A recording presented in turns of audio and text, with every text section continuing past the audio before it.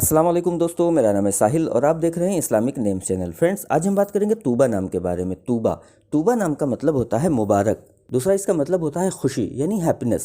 तो जिनका नाम तूबा होता है उनके लिए हर महीने की 9, 18 और 27 यानी 9, 18 और 27 ये 3 डेट्स लकी और अच्छी होती हैं। अगर बात करें इनके लकी डे यानी लकी दिन की, तो लकी दिन इनके लिए सबसे बेस्ट रहेगा मंगल यानी ट्यूसडे का दिन इनके लिए बहुत अच्छा दिन है। अगर बात करते हैं इनके लकी कलर की, तो लकी कलर में इनको रेड कलर, वाइट कलर और येलो कलर यानी लाल, सफ़ेद और पीला, ये 3 कलर इनके लिए बहुत अच्छे और सूटेबल कलर हैं। अगर बात करते हैं इनके लकी स्टोन की, तो लकी स्टोन में इनको मूंगा यूज़ करना चाहिए। मूंगा यानी कोरल स्टोन इंशाल्लाह इनके लिए बहुत अच्छा रहेगा।